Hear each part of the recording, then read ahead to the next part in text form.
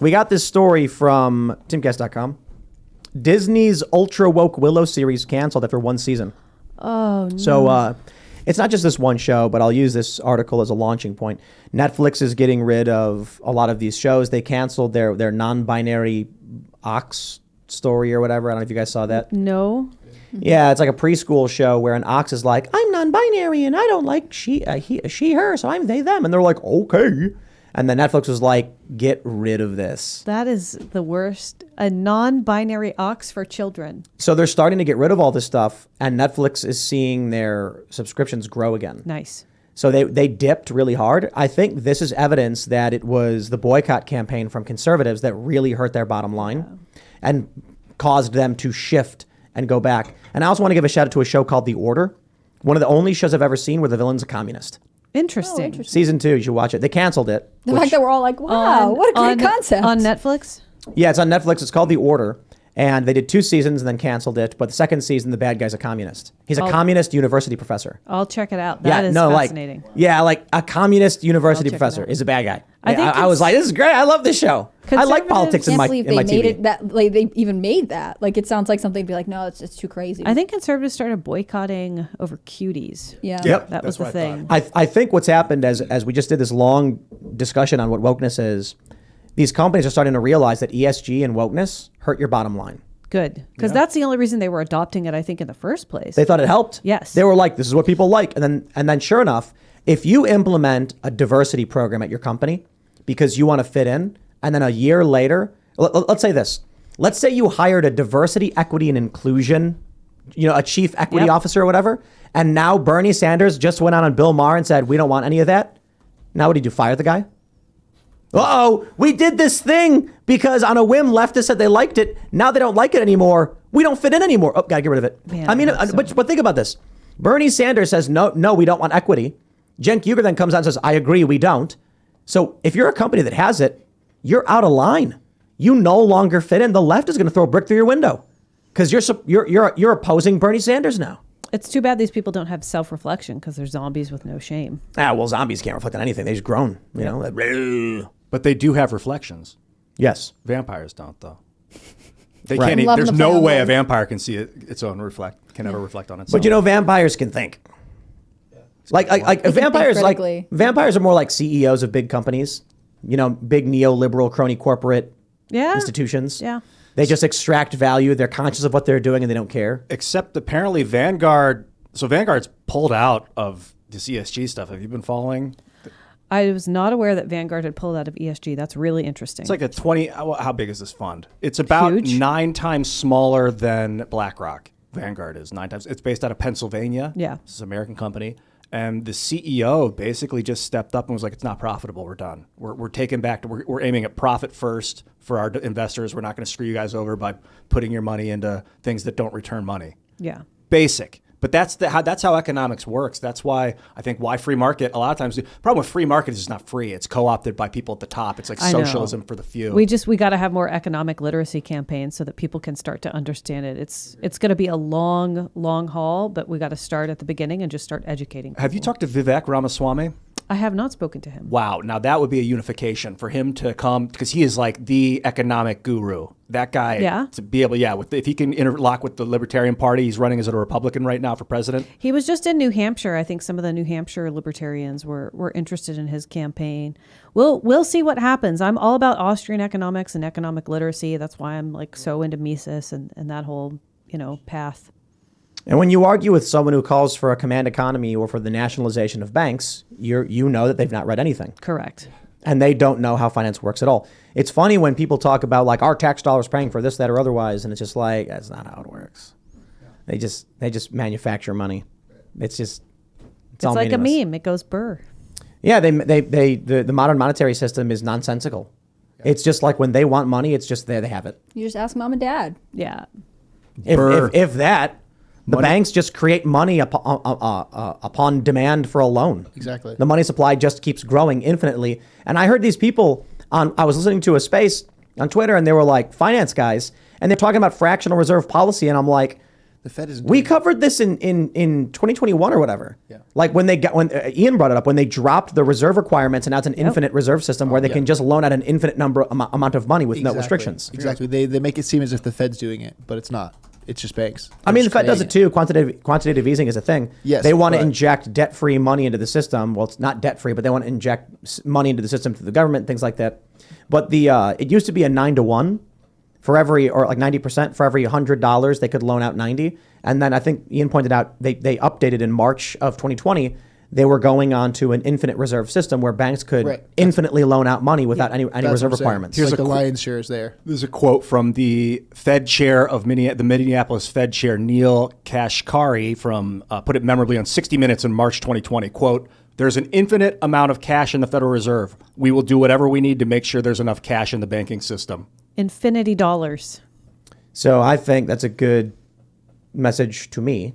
I'm not giving advice to anybody to buy Bitcoin and maybe some gold. I mean, and that's water. a moronic statement to say that there is infinite and that we will do what we need to make enough. You can't have enough in an infinite system. It's like children just making things up.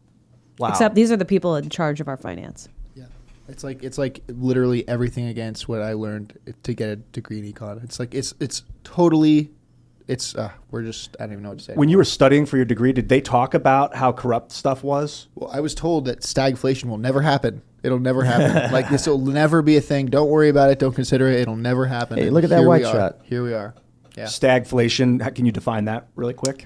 Stagnating inflation. Where of inflation, but we don't have the ability to create any more wealth out of the situation. So you're basically just stuck in the situation. It's like this. They're like, oh, but it'll never happen. I was told so many times it'll never happen, but here. So like where you want to buy steel from a different country, but your money is worth so little that you can't even afford the steel to buy the factory.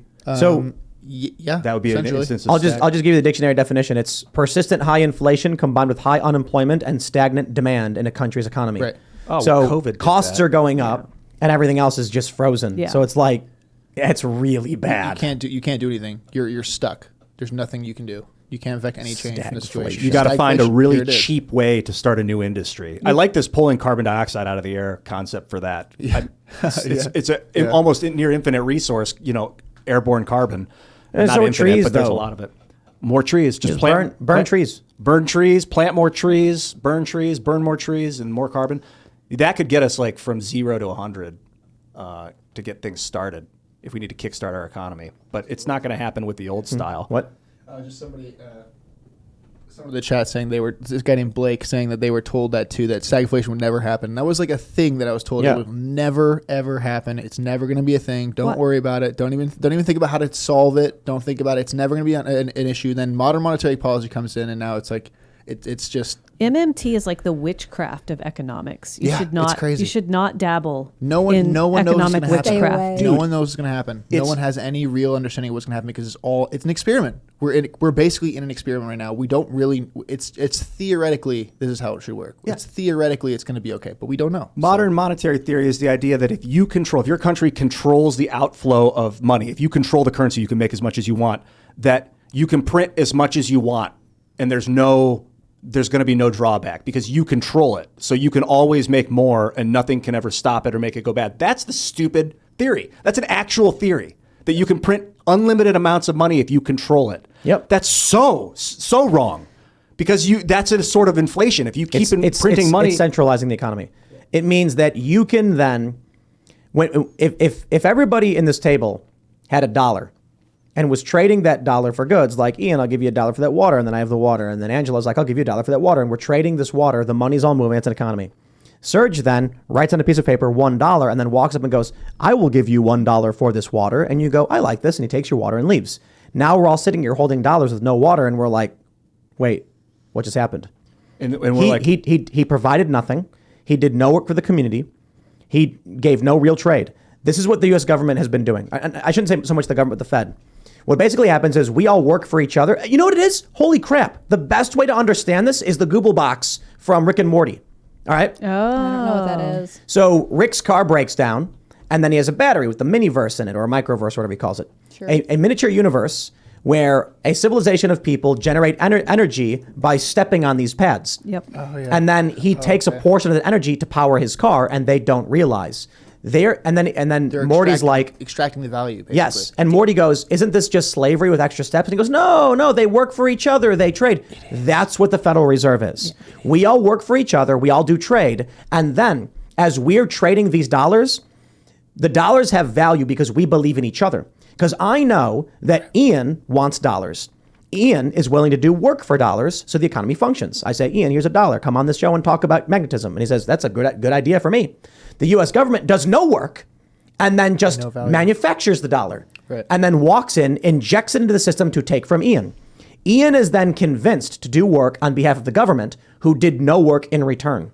Yeah. Because they control the flow of money. Right. There was no value created. And when there's value. five just extracted from the system. Right. Value goes to them. There's no value created for the system at all. It's just, when there's four of us each trading $1 and then Serge comes in with his piece of paper dollar and hands it in, now we've got four of us.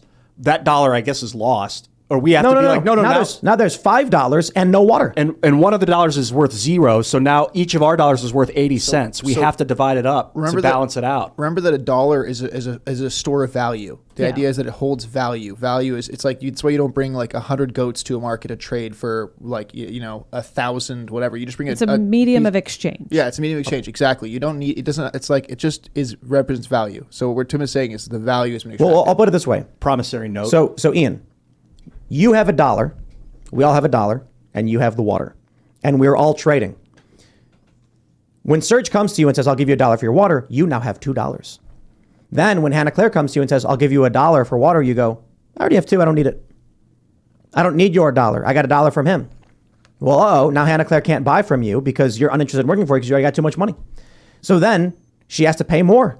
It was, well, how much do I have to give you to do the work? And you go, well, I already got $2. So I don't know. 2 more. But it was $1 yesterday. Well, I already have $1. I don't need yours. Thanks for watching this clip from the Timcast IRL podcast. Hang out with us live Monday through Friday at 8 p.m. and become a member over at timcast.com for uncensored, members-only shows exclusive. Thanks for hanging out, and we'll see you all next time.